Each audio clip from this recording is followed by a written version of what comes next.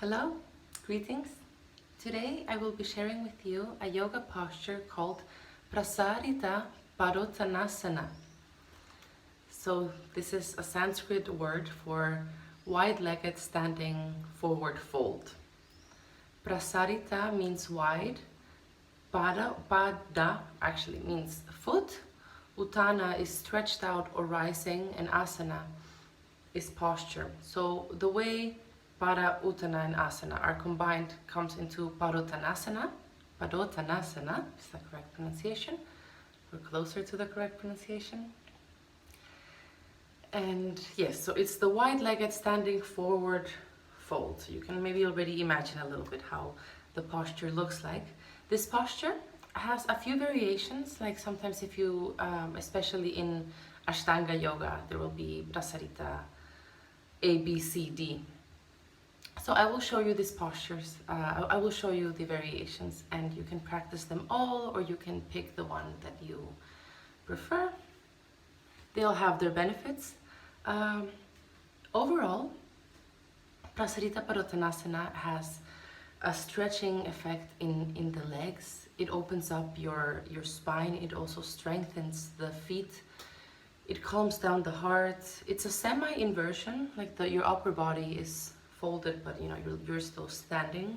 So if postures like headstand are still not available for you for any reason, this is a great variation, a great alternative, to still practice an inversion. So one of the great things about inversions in the practice of yoga is that they have a very rejuvenating effect, and also energetically they bring the energy up to the higher chakras. So if you're practicing something like sexual tantra, which includes retaining your vital seed, to put it this way, then this is a great posture to actually sublime and bring up the energy that you are not losing. So this keeps the energy flow very, very healthy, and in this way you can use your energy for spiritual purposes. Yes. What else? Yes, this posture is very good for increasing your body awareness and improving your posture. So with that being said, it's a posture that can be a little bit challenging for people that don't really have a sense of stability or balance, in which case I would recommend that you practice the posture with a wall behind you if you feel like you're falling backwards, or leaning on with your hands to a chair until you gradually get there. So it's a posture that will then help you get there. It's not like you shouldn't practice if you don't have stability. Often postures that are challenging can help us move through a certain challenge that we actually really need. Another thing about this posture is that once you're in it, if you stay in it for a while, it's quite calming. It has this effect of, like what they call in yoga, pratyahara, which is turning your attention inwards. So yes, it has that very calming effect. Now, a few contraindications for this posture: if you are recovering from an injury or surgery in any of the joints, like the hip, the knee, or the ankle, or the shoulders, it's best if you recover first before practicing this posture. And the same thing goes if you have had any surgery in your internal organs. Just recover first, because it's a strong forward fold, so you might be putting unnecessary pressure in that area. Also, if you suffer from arthritis, it's best to not perform this posture, or fibromyalgia, because the pressure in the muscles may lead to more pain. What else? Yes, if you have high blood pressure, it's also best to avoid the posture, but maybe you can try it out for like very short periods. Like you can try 10 seconds and see how that's like for you, being gentle with yourself.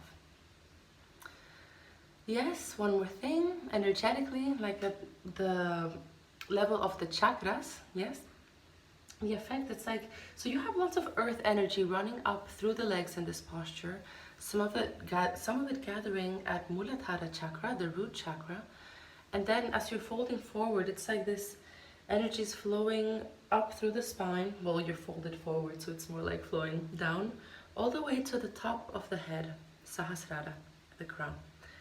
So it's also like connecting these two polar ends of your being, the root and the crown.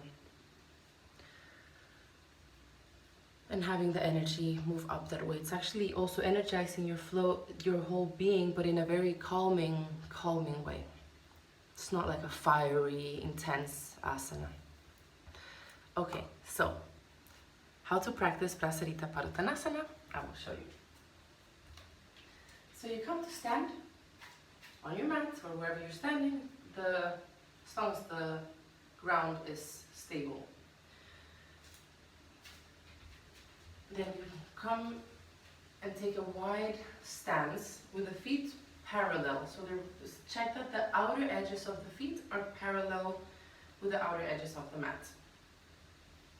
Then for Prasārita A, well, I'm just saying the short word, so I'm not going to say Prasārita Pādottānāsana the whole time. So I'm just going to call it Prasārita, yeah, for now.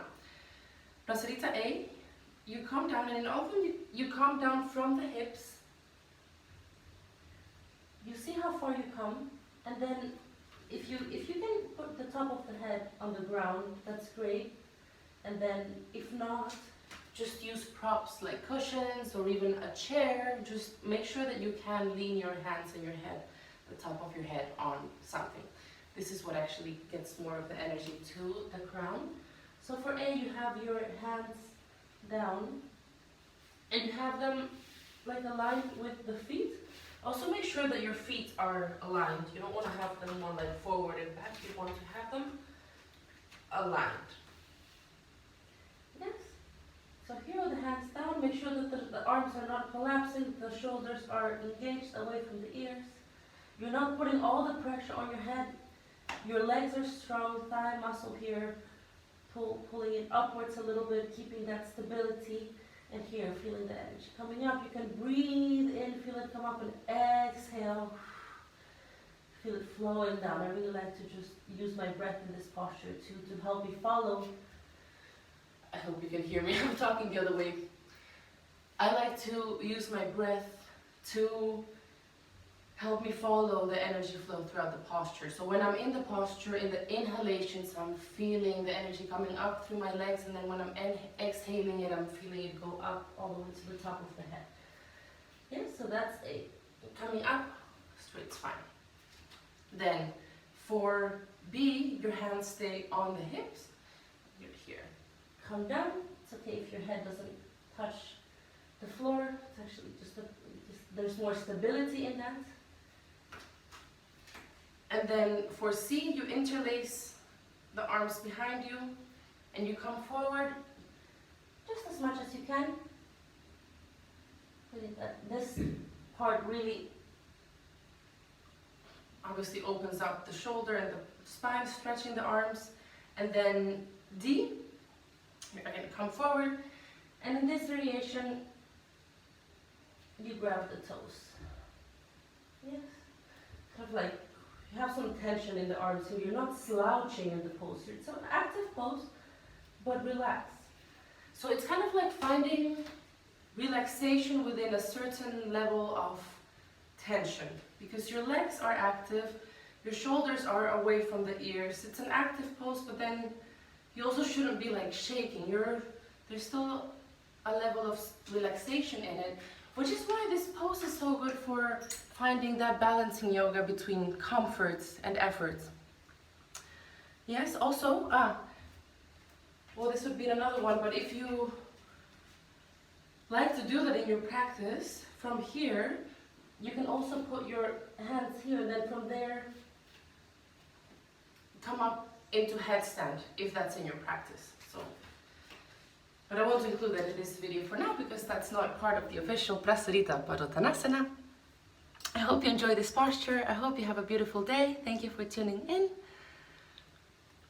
If you like this video, please subscribe to this channel for more yoga updates, and I'll see you next time. May you be well, may you be healthy, may you be happy, and may you be free. Namaste.